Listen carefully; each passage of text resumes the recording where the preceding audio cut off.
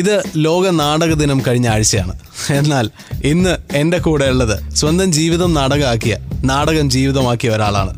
Star ജാമിന്റെ shutter തുറക്കുമ്പോൾ ഇന്ന് എൻ്റെ കൂടെ ഉള്ളത് ഞാൻ ജോയ് മാത്യു, ഷട്ടറിന്റെ സംവിധായകൻ. ആമേൻ തുടങ്ങിയ സിനിമകളിൽ അഭിനയിച്ചുകൊണ്ടിരിക്കുന്ന ഒരു അഭിനയ വിദ്യാർത്ഥി, നാടകകൃത്ത്, നടൻ and what not. And what not പറയൂ sir. I mean what are you? അതെനിക്കറിയാത്തത്. അതറിയായിരുന്നെങ്കിൽ എളുപ്പമായിരുന്നു. പിന്നെ അതായി ജീവിച്ചാൽ മതിയല്ലോ. ഞാനിങ്ങനെ അന്വേഷിച്ചുകൊണ്ടിരിക്കും എപ്പോഴും എവിടെയാണ് ഞാൻ. നാടകത്തിലൂടെ നോക്കും, അഭിനയിച്ചു നോക്കും, സിനിമ സംവിധാനം ചെയ്ത് നോക്കും. ഇറ്റ്സ് എന്താ പറയുക, it's A kind of search. And ആ സെർച്ചിന്റെ ഫൈൻഡിങ്സിൽ എന്തൊക്കെ കണ്ടുപിടിച്ചു ജോയ് മാത്യു? ഫൈൻഡിങ്സിൽ എനിക്കിപ്പോൾ വളരെ അടുത്ത കാലത്ത് കണ്ടെത്തിയത്, നമ്മൾ ഒരാളെ അണ്ടർ എസ്റ്റിമേറ്റ് ചെയ്യരുത്. എല്ലാവരും ഇന്റലിജന്റ് ആയ ആൾക്കാരാണ്. പ്രത്യേകിച്ച് എസ്പെഷ്യലി പ്രേക്ഷകൻ നമ്മൾ പറഞ്ഞിട്ട് പറയും സാധാരണക്കാരൻ, അല്ലെങ്കിൽ സിനിമ മനസ്സിലാവുന്നവൻ, നാടകം മനസ്സിലാവുന്നവൻ. സാധാരണക്കാരന് മനസ്സിലാവില്ല, അങ്ങനെയൊന്നും ഇല്ല.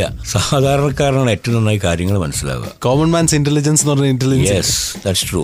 അതുകൊണ്ട് തന്നെ ഞാൻ എൻ്റെ ഒരു ജീവിതത്തിൽ നിന്ന് പഠിച്ചു വന്നത്, ഒരാളെ നമ്മൾ അണ്ടർ എസ്റ്റിമേറ്റ് ചെയ്യരുത്. കഴിയുന്നതും ഒരാളെ പറ്റി നമ്മൾ മോശം വിചാരിക്കരുത്. നമ്മളെ പറ്റി ഒരുപാട് മോശം വിചാരിക്കും ആൾക്കാർ. അത് നമ്മൾ മൈൻഡ് ചെയ്യേണ്ട കാര്യമില്ല. പിന്നെ തനിക്ക് ശരിയും തോന്നുന്നത് ചെയ്യുക, മറ്റുള്ളവരെ സന്തോഷിപ്പിക്കാൻ വേണ്ടി ഒന്നും ചെയ്യാതിരിക്കുക. ഇതൊക്കെയാണ് ഞാൻ പഠിച്ച കുറെ കാര്യങ്ങൾ. That's Joy Matthew, director of Shutter, with me, opening his heart on Club FM. Star Jam. Ton കണക്കിന് fun.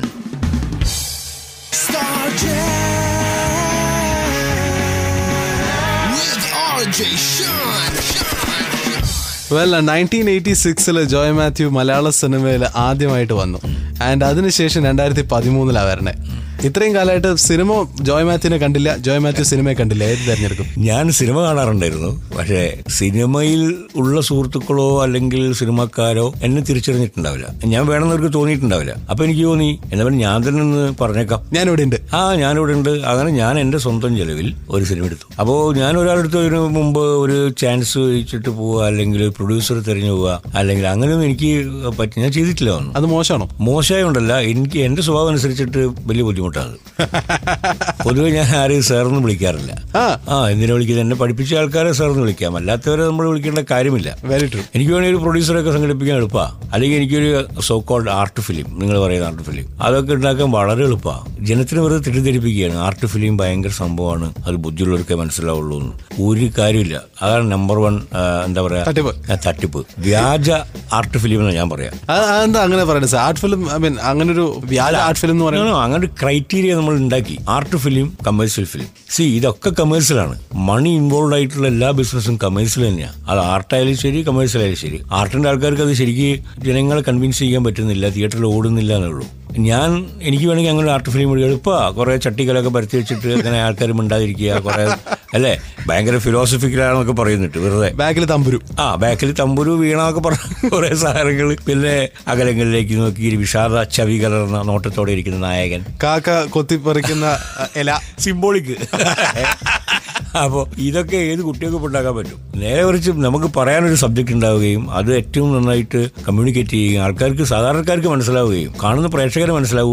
ഒരു സ്ട്രേറ്റ് ഫോർവേഡ്, അത് എൻ്റെ ഒരു ലൈന്. അങ്ങനെ സ്ട്രേറ്റ് ഫോർവേഡ് ആയിട്ട് ഞാൻ അടുത്ത സിനിമയാണ് ഷട്ടർ. അങ്ങനെ ഒരു സിനിമ എടുക്കാൻ ഞാൻ 25 കൊല്ലം കാത്തു നിന്നു. ഇപ്പോൾ കല്യാണം കഴിക്കാനൊക്കെ ആൾക്കാരില്ലേ, പ്രേമിച്ചിട്ടൊക്കെ 10-20 കൊല്ലമൊക്കെ കാത്തുന്ന ആൾക്കാരുണ്ട്. അതുപോലെ ഞാൻ എൻ്റെ സിനിമയോടുള്ള പ്രണയം 25 കൊല്ലം കൊണ്ട് നടന്നു. അവസാനം ഞാൻ തീരുമാനിച്ചു, എനിക്കും ഈ പണി അറിയാം, എനിക്ക് കല്യാണം കഴിച്ചാളയാം എന്ന് വിചാരിച്ച് ഞാനങ്ങൊരു സിനിമ എടുത്തു.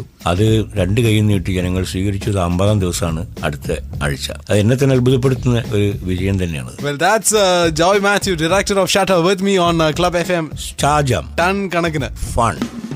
Star Jam with RJ Sean. നാടിന്റെ അകം അറിയുന്നതിനെയാണ് നാടകം എന്ന് വിളിക്കുന്നത്. ഇത് ലോക നാടക ദിനം കഴിഞ്ഞ ആഴ്ചയാണ്. അതുകൊണ്ട് തന്നെ എന്റെ കൂടെ ഉള്ളത് നാടകം എന്ന വാക്കിനെ കുറിച്ച് ഒരുപാട് പറയാൻ അറിയുന്ന ഒരാളാണ്, director of shutter, Joy Mathew. Welcome back to my show sir.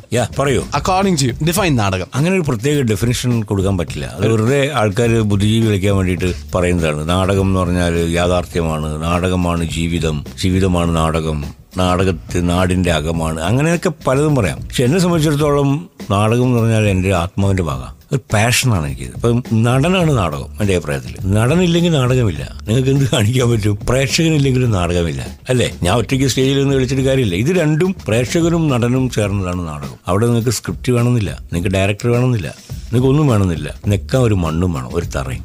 നാടകം ഏതാണ് പവർഫുൾ? ഞാൻ 2 ഓപ്ഷൻസ് തരാം. ഏതാ പവർഫുൾ, നാടകം ഓർ സിനിമ? ഇന്നത്തെ ഒരു ഇത് വെച്ച് നോക്കുകയാണെങ്കിൽ സിനിമയാണ് പവർഫുൾ. എന്ന് വെച്ചാൽ സിനിമയുടെ റീച്ച് ഭയങ്കരമാണ്. എന്നാൽ വേറൊരർത്ഥത്തിൽ നാടകമാണ് പവർഫുൾ. നാടകത്തിന് സെൻസറിങ് ഇല്ല. ഇങ്ങനെ 2 ഓപ്ഷൻ ഉണ്ട്. ഇതിൽ ഏത് വേണം തീരുമാനിച്ചാൽ ഞാൻ കൺഫ്യൂഷൻ ആവും. എന്തെങ്കിലും നാടകം സിനിമയെക്കാളും വലുതാവും? ഭയങ്കര പ്രയാസമായി. കാരണം ജനങ്ങളൊക്കെ തന്നെ ഈ പെട്ടികളിൽ കുടുങ്ങിപ്പോയി. ഇപ്പൊ വീട്, കാറ്, ഓഫീസ്, കാറ്, വീട്, ലിഫ്റ്റ്, അവസാനം ശവപ്പെട്ടി, ഇങ്ങനെ പെട്ടിയാണ്. പുറത്തിറങ്ങുന്ന ആൾക്കാരില്ല. വെറുതെ ഒരു പാർക്കിൽ പോകുന്ന ആൾക്കാരോ അല്ലെങ്കിൽ ബീച്ചിൽ പോകുന്ന ആൾക്കാരോ അങ്ങനെ ഒരു പബ്ലിക് സ്പേസ് ഇല്ലാതെയുണ്ട്. അതുകൊണ്ട് തന്നെ നാടകത്തിന്റെ കാര്യം വലിയ കഷ്ടമാണ് ഇപ്പോൾ, എനിക്കങ്ങനെ തോന്നുന്നു. നാടകമായാൽ പൊളിറ്റിക്സിനെ കളിയാക്കണം, വേണോ വേണ്ടയോ? അത് ഓരോരുത്തരും പൊളിറ്റിക്കൽ ആറ്റിറ്റ്യൂഡ് പോലെ ഇരിക്കും. ഇപ്പൊ ചില ആൾക്കാർ എവിടെയും തൊടാതെ, ഇപ്പൊ കാവാലത്തിന്റെ നാടകത്തിൽ ഒരിക്കലും പോലീസ് പിടിക്കില്ല. കാവാലത്തിന്റെ നാടകം. പക്ഷെ ഞങ്ങളൊക്കെ നാടകം പോലീസ് പിടിക്കും. കാരണം നമ്മളെപ്പോഴും റിയലിസ്റ്റിക് ആണ്. നമ്മൾ പറയുന്ന കാര്യങ്ങൾ മനുഷ്യരെ ബന്ധപ്പെടുത്തിയിട്ടുള്ള കാര്യങ്ങളാണ്. ഇപ്പോൾ അടൂർ ഗോപാലകൃഷ്ണന്റെ സിനിമ ഞാൻ നോക്കിയിട്ടുണ്ട് പലപ്പോഴും. എനിക്ക് ഇഷ്ടമാട്ടെ പല സിനിമകളും. പക്ഷേ ഈ എല്ലാത്തിലും പോലീസ്, ട്രൗസറിട്ട പോലീസിന്റെ കാലഘട്ടം ഉണ്ടാവുള്ളൂ. അല്ലേ? ഈ കാലഘട്ടത്തിൽ ഒരു പോലീസ് എന്തുകൊണ്ട് അടൂര് അങ്ങനത്തെ ഒരു സിനിമ എടുക്കത്തില്ല ഞാൻ ആലോചിച്ചിട്ടുണ്ട്. അപ്പൊ എന്താ അറിയോ, ഈ പീരിയഡ് സിനിമ എടുത്തു കഴിഞ്ഞാൽ ഇപ്പോഴത്തെ പോലീസ് പിടിക്കില്ല. അതാണ് എന്റെ ഒരു വ്യത്യാസം. എന്റെ കൂടെയുള്ളത് director Joy Mathew. On club FM star jam. Ton കണക്കിന് ഫൺ. AK-47 ഷട്ടർ ഞാൻ തുറക്കാൻ പോവാണ്. ഇന്ന് എന്റെ കൂടെയുള്ള director Joy Mathew. Are you ready sir? Yeah, I am ready.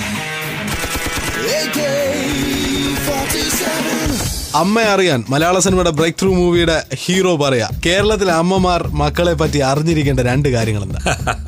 അമ്മമാർക്കൊക്കെ അറിയാം മക്കളെ പറ്റി ഏറ്റവും കൺസേൺഡ് അവരാണ്. അവർക്ക് അങ്ങനെ പ്രത്യേകിച്ച് അറിഞ്ഞിരിക്കുന്നത്. ഇപ്പോൾ നമ്മൾ സിനിമയിലൊക്കെ പറയും മക്കള് മൊബൈൽ ഫോൺ ഉപയോഗിക്കുന്നത് അറിയണം, മക്കള് അവിടെ പോകുന്നുണ്ടോ അറിയണം, ഇവിടെ പോകുന്നുണ്ടോ അറിയണം. അതുകൊണ്ടൊന്നും കാര്യമില്ല. അങ്ങനെ CID പണി എടുത്തിട്ട് ഒരു കാര്യമില്ല. മക്കൾ അതിനൊക്കെ ഓർക്കം ചെയ്യും. നിങ്ങൾ എന്തൊക്കെ രീതിയിൽ മക്കളെ വാച്ച് ചെയ്യാൻ എന്തൊക്കെ സംവിധാനം ഉപയോഗിച്ചാലും പുതിയ ജനറേഷൻ കുട്ടികൾ അതിനൊക്കെ അപ്പുറത്തെത്തിയിട്ട് ചിന്തിക്കും. അവർ നമ്മളെക്കാൾ ഫാസ്റ്റാണ്. മാത്രമല്ല അവർ ഭയങ്കര മിടുക്കന്മാരുമാണ്. ഇപ്പൊ തന്റെ മൊബൈൽ ഫോൺ കേടായിട്ടുണ്ടെങ്കിൽ വീട്ടിൽ ചെറിയ കുട്ടിക്ക് കൊടുത്താൽ അത് പുഷ്പം പോലെ നന്നാക്കി തരും.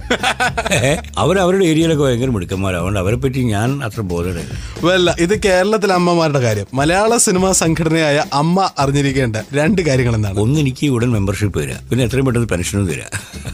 2000 രൂപ പെൻഷൻ ഉണ്ട്. ഇതില് ഏറ്റവും എളുപ്പം എന്താണ്? ഒരു സിനിമാ നടനാവാൻ, ഒരു നാടക നടനാവാൻ? ഏറ്റവും എളുപ്പം നാടക നടനാവാനാന്ന് തോന്നുന്നു. പക്ഷെ ഏറ്റവും പ്രയാസം നാടക നടനാവാനാണ്. ഒന്നും എളുപ്പമല്ല ശരിക്കും, എല്ലാം പ്രയാസം. ഇതിൽ മനുഷ്യനാവാൻ ഏറ്റവും പ്രയാസം.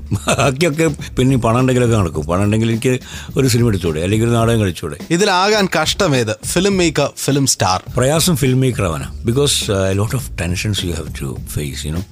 ഇതിന്റെ ഒരു organisation, film maker is captain of the ship. 10-100 ആൾക്കാരുള്ള ഒരു ഓർഗനൈസേഷനെ മേക്കുന്ന പോലെ ഒരുപാട് ആൾക്കാരുടെ ഈഗോ, ഒരുപാട് ചെറിയ ചെറിയ കാര്യങ്ങളിലുള്ള അടിപിടി, വഴക്കുകൾ. കാരണം എല്ലാവർക്കും അവരവരും മിടുക്കന്മാരാണെന്ന് പ്രൂവ് ചെയ്യാനുള്ള ഒരു ചാൻസാണിത്. തത്രപ്പാടാണ്. അയ്യോ, തത്രപ്പാടിന്റെ അങ്ങേത്തല്ല. ഇവർ തമ്മിൽ ഈഗോ തീർക്കണം, പറഞ്ഞാൽ തീരില്ല. പിന്നെ ആക്ടേഴ്സ് തമ്മിലുള്ള പ്രശ്നങ്ങൾ, പിന്നെ നമ്മുടെ സിനിമ ഇൻഡസ്ട്രി ഉണ്ടാക്കി വെച്ച കുറേ ബോറ് പരിപാടികളുണ്ട്.